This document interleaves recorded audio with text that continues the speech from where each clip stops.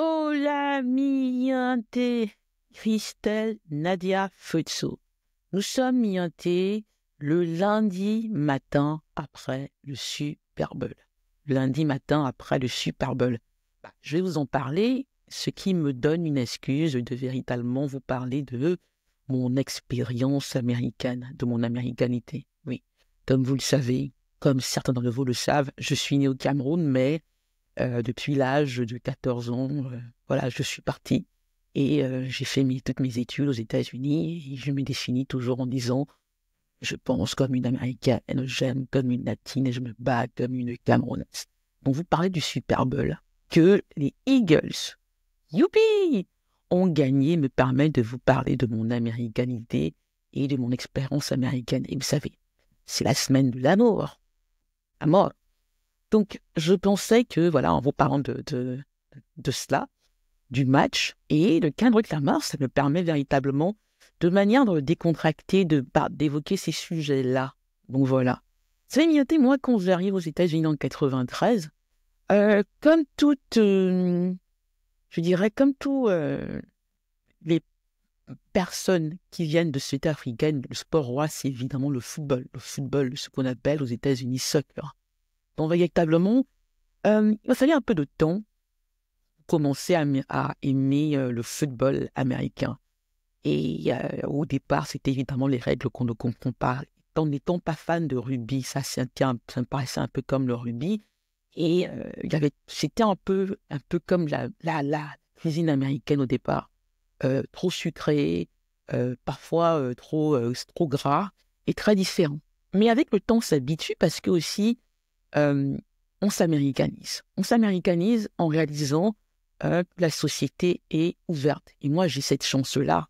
Je suis dans une école privée et je suis dans des coins où, comme ça, le fait de parler français est un avantage et le fait d'être une bonne élève aussi est un avantage. Ça me permet d'avoir accès à des personnes cultivées, à de très très belles choses en fait. Donc, oui, je l'ai dit, quand j'arrive aux États-Unis, je vais d'abord dans une école à New York, pas à Manhattan, mais à New York. C'était à Dobbs Fair. Si vous voulez googler, l'école à l'époque s'appelle toujours de Master Schools, mais à l'époque c'était une école pour filles. Voilà, très conservatrice. J'y fais un an, c'est pas vraiment ma came. Donc on change et on va dans le Massachusetts à Northfield-on-Hamon, qui était une des plus grandes écoles avec Exeter. Voilà. Donc, c'est là où je suis. Et c'est là véritablement que je découvre le foot. Parce que, vous voyez, voilà, je découvre le foot et le baseball. Je crois qu'il m'a fallu plus de temps, étrangement, pour aimer le baseball que pour aimer le football américain. Mais tout cela, ça avait aussi à voir avec mon rapport avec la société américaine. Et je dois toujours en parler parce qu'il est là tout le temps. C'est un élément auquel je ne peux pas échapper, le handicap. Vous savez, au Cameroun, j'ai fait toutes mes classes jusqu'en seconde. Quand je vais au Cameroun, normalement, je dois passer en première. Je suis au lycée de Biémassi.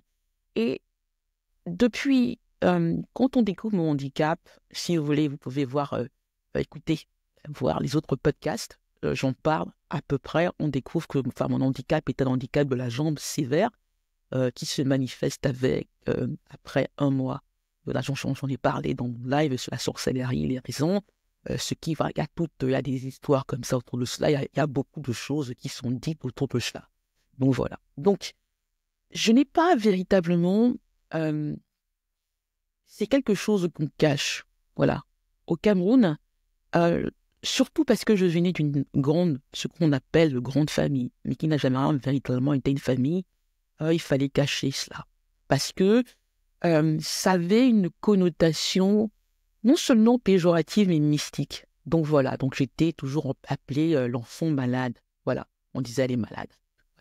Pas dans le sens européen du terme, on peut dire ça. Mais maintenant, je crois que oui, malade, c'est un peu pour dire folle.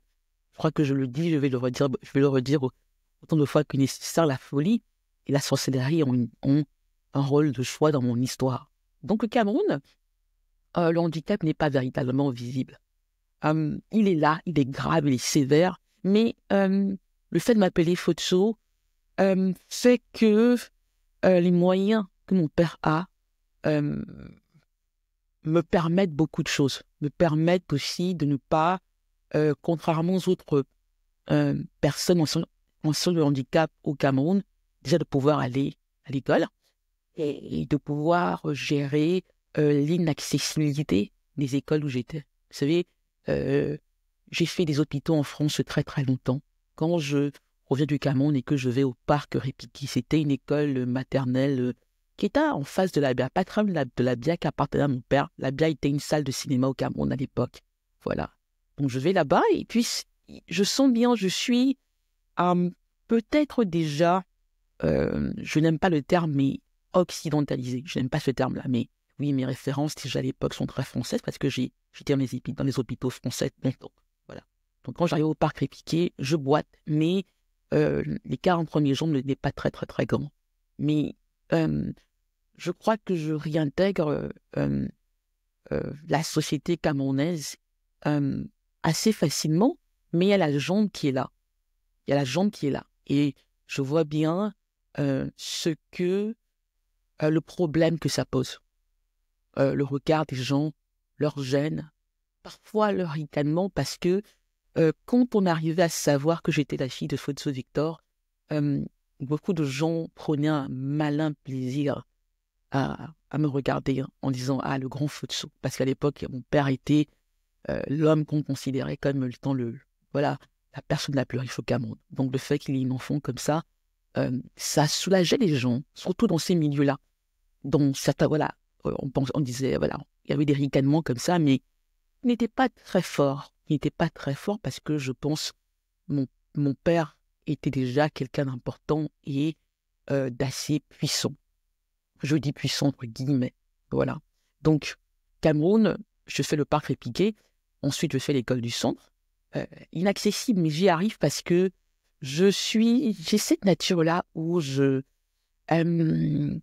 disons, je suis une forte tête. Je suis quelqu'un de très, très, très têtu. J'ai toujours été un véritable garçon manqué. Donc voilà, donc à l'école du centre, je fais tout cela. Je suis bon élève, bien sûr, et je m'intègre facilement. Ceux qui ont été avec moi à l'école du centre pourront le confirmer dans les commentaires. Je répondrai aux commentaires mienté, je prendrai le pronom, ne vous inquiétez pas. Continuez à commenter et continuez à vous abonner. Donc je suis cela.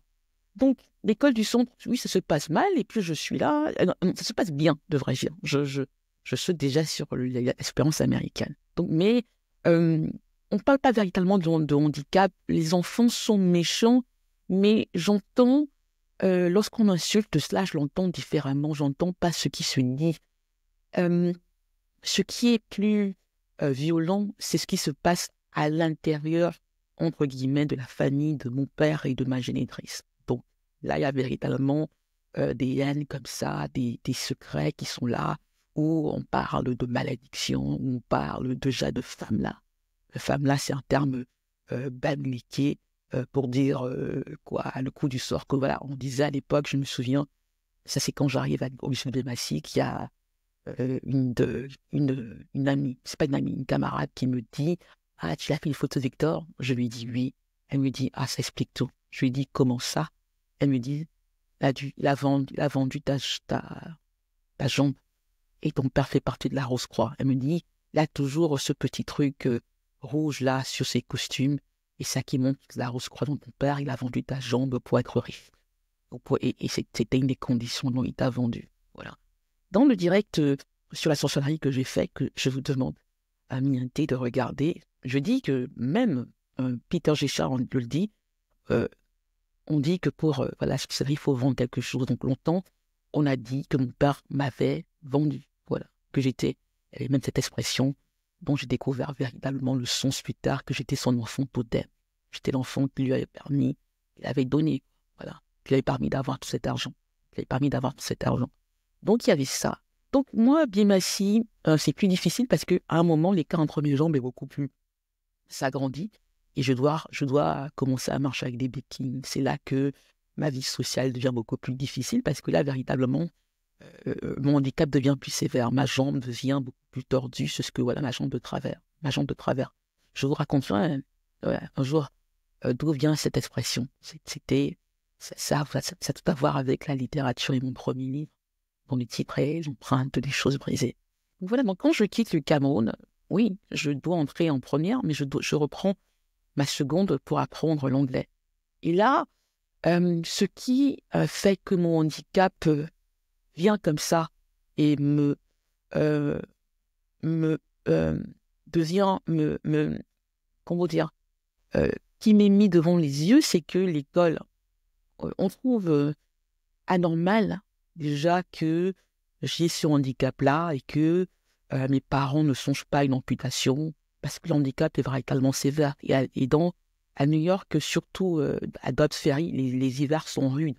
Et moi, l'école n'est pas accessible. Je fais tout le trajet avec mes béquilles, mais durant les moments de neige ou de verglas, voilà, je dois toujours, voilà, c'est compliqué. Mais je suis là, je suis là. L'année 93, 94 ne se passe pas très bien, mais parce que j'étais, voilà, j'avais décidé de résister, de ne pas me laisser faire. Je la traverse. C'est très compliqué parce qu'il y a beaucoup de choses qui se font. J'en reparlerai peut-être, voilà. Mais expérience américaine comme ça, déjà, il y a le foot parce que je suis très... Mon sport préféré, c'est le tennis, voilà. Mais le baseball ne me dit rien. Mais je commence véritablement à aimer le football quand j'arrive dans le Massachusetts, quoi, à Northfield, voilà. Et c'est véritablement une forme de socialisation. C'était un sport qui était comme ça très, très, très, très, très, très, très, très fun. À l'époque, mon équipe, c'était de New York Giants, voilà. Voilà. Ils ont gagné de Super Bowl, de choses, voilà, aux États-Unis, mais c'était mon équipe. J'avais aussi, voilà, il y avait des joueurs que j'aimais beaucoup. Mais c'était, euh, euh, ça me permettait de me détacher de euh, cette notion, passez-moi le terme, villageoise qu'il y avait sur le handicap et sur l'africanité. Voilà. Et sur voilà, parce qu'on ne savait même pas où était le Cameroun. Déjà, le fait que je parlais français leur semblait choquant. C'était quand même ces années 90. Les gens n'avaient pas Internet, n'avaient pas tout cela. Donc, il y avait des attentes, voilà. On pensait que l'Africain devait être comme ça, la femme africaine, la petite noire devait être comme ça et tout cela. Et moi, pour hésiter à ça, j'ai véritablement... la lecture était très, très importante. Les livres étaient très, très importants. Le sport était très, très important. À l'époque, je marchais beaucoup déjà, mais avec mes béquilles, évidemment, et je regardais le foot à la télé. Je regardais le foot à la télé, le tennis, évidemment, toujours le foot. Le baseball est venu véritablement à l'université. Donc, le foot. Donc, quand on m'y était, le moment arrive pour moi d'aller à l'université. Je vais en Caroline du Nord et je le raconterai cela beaucoup, beaucoup mieux dans un autre épisode. Mais je vais en Caroline du Nord, à l'université de Caroline du Nord, sans véritablement y être allé avant. Et je me rends compte en arrivant, c'était l'été de 96, oui, que c'est inaccessible. Dans ces moments-là, il y a la littérature qui est là pour m'empêcher de sombrer. Milieu différent, milieu, oui, hostile, parce qu'il y a des choses auxquelles je suis confrontée, et milieu où, pour m'ancrer quelque part, j'adapte ces satellites. Bon, il y a le foot qui est là, le football. Voilà. À l'époque, ce sont les 49ers, les San Francisco 49ers qui sont les meilleurs. Il y a aussi les Dallas Cowboys, évidemment. Et donc, ça commence comme ça. Le Super Bowl, le Sunday, commence à devenir comme ça les moments clés de l'année. Même les playoffs, si vous voulez. Les playoffs, vous savez, moi, j'adore Thanksgiving, parce que Thanksgiving vient quelques semaines, parfois même une semaine avant mon anniversaire. Et c'est le moment où les playoffs commencent véritablement aux États-Unis. Voilà, les playoffs dans la NFL, dans la CONFA. Voilà. L'organisme qui organise la saison de football américain aux États-Unis. Bon, voilà, donc Super Bowl Tuesday. C'est comme ça pour moi très culturel et aussi ça tout à voir avec la physicalité de la chose et avec ce déni avec lequel je grandis, voilà, où la jambe est cachée et moi aussi, je m'efforce de ne pas la voir. Je m'efforce de ne pas réaliser que je ne peux pas continuer à vivre, je ne pourrais pas vivre comme ça éternellement, avec une jambe comme ça, avec un handicap comme ça. Mais je me dis, Mianté, ça c'est encore mon aspect de dire, je peux tout faire avec ma cervelle, avec mon cerveau, avec mon intelligence, avec le travail. C'est de me dire, non, non, je peux le faire. Je suis, en travaillant, en buffant, comme on disait à l'époque, je peux y arriver. Donc voilà, dans le football, pour moi, la physicalité du football, le fait que ce soit un sport que ça dure pas très long. Voilà, la saison de football aux États-Unis dure, je crois, 12, 13 semaines, quoi. On essaie toujours, il y a la pre-season, la saison, quelques matchs. Voilà, mais c'est un sport violent. Bam, voilà. Tu es confronté à beaucoup de choses et ça me permet véritablement voilà, c'est assez excitant, non, c'est exaltant, seulement, c'est exaltant et ça me permet comme ça, euh, de gérer tout ce qui a à voir avec le mental. J'ai toujours géré beaucoup de choses, vu que mon corps était très très limité et que il ne m'obéissait pas toujours avec le mental. Voilà, j'avais chez mon docteur en Belgique plus tard m'a dit oui, mais Christelle, vous vivez toujours avec votre... Voilà, il y a le corps aussi, le corps est important, il faut que vous viviez avec votre corps. Je crois que c'est là, à ce moment-là, que j'ai commencé à faire des marathons, à beaucoup marcher. Je marche moins en ce moment, mais parce que c'est l'hiver. Bon, voilà, le Super Bowl.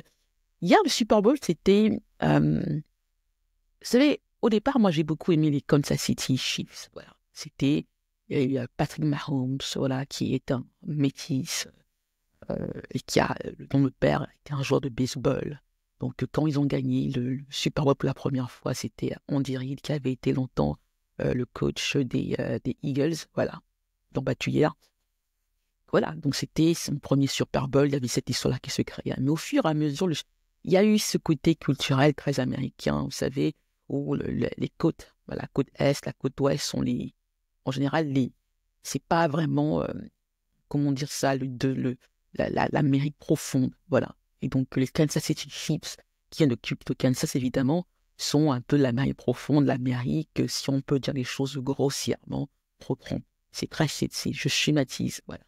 Et donc, hier, moi, j'étais pour les Eagles parce que, justement, il y avait déjà, voilà, ce côté Trump qui est un des le premier président qui va regarder le Super Bowl alors que c'est un événement qu'on n'a pas politisé. Juste sa présence politisait l'événement.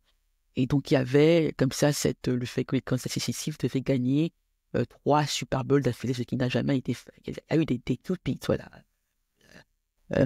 Tom Brady l'a fait, les Cowboys, je pense, l'ont fait, je pense que les 49ers l'ont fait aussi, et je pense que, bon, oui, des équipes par le passé l'ont fait. Donc voilà.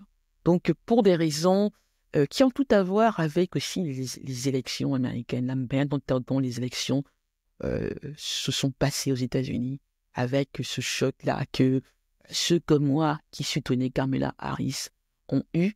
Voilà, donc ce Super Bowl, c'était notre revanche, voilà. Mais pas plus que ça, c'est pas plus profond que c'est. Oui, le sport peut être profond. Donc il y a beaucoup de refoulés dans le sport, et particulièrement dans le foot, je pense. Et donc comme ça, quand le fait que le match hier n'ait pas été véritablement... ça n'a jamais été voilà, il n'y a jamais vraiment eu de doute sur le fait que les Eagles avaient gagné. Voilà. Donc, c'était véritablement une sorte de manière pour cette Amérique des côtes de se rassurer sur le fait qu'elle ne va pas disparaître, que les choses ne vont pas, en dépit du fait qu'en ce moment, il semble y avoir ce vent comme ça qui laisse penser, vous savez, ce Make America Great Again qui est problématique pour les gens comme moi qui toujours se demandent ce que ça veut véritablement dire, qui se demandent quand est-ce que les États-Unis ont été... voilà, quand est-ce qu'ils ont été great, quoi. On dit quand est-ce ils ont arrêté de l'être. Et là, il y a une connotation comme ça, raciale, qui est problématique. Pas qui peut être problématique, qui est problématique. Donc, rapport avec l'américanité, le Super Bowl, le dimanche, on mange beaucoup. Moi, j'ai moins mangé, voilà, parce que je vais faire ce podcast aujourd'hui. Mais il y avait aussi Kendrick Lamar. Et Kendrick Lamar, je l'ai dit, je crois qu'il y a une vidéo de moi dansant sur Euphoria.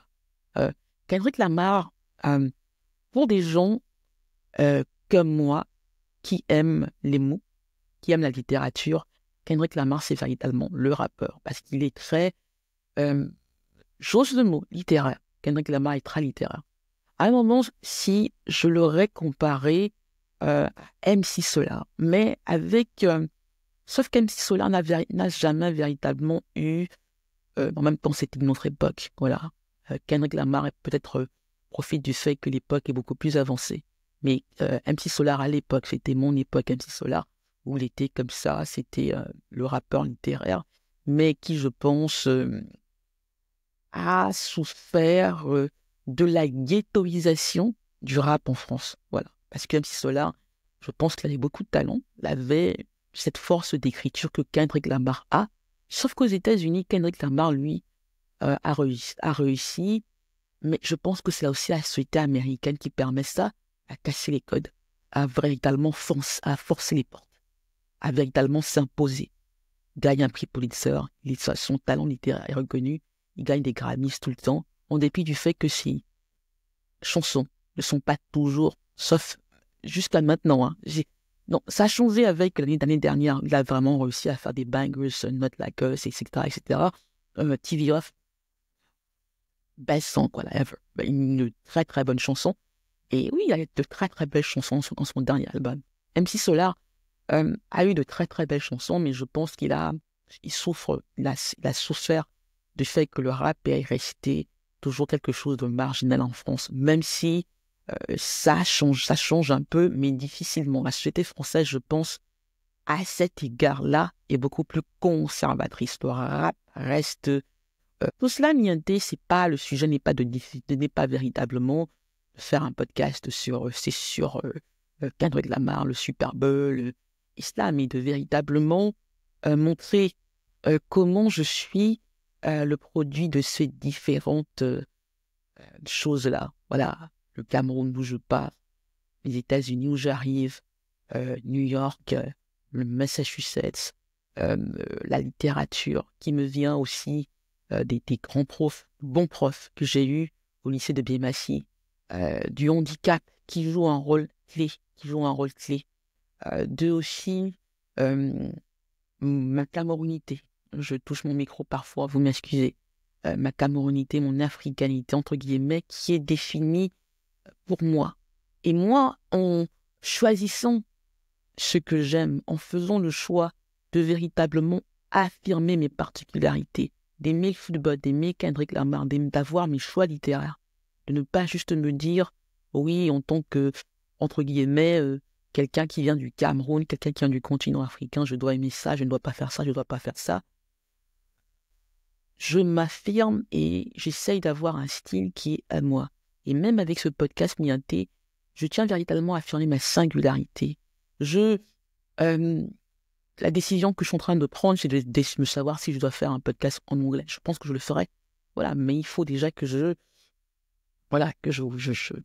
fasse de meilleurs épisodes pour vous et qu'on avance ensemble.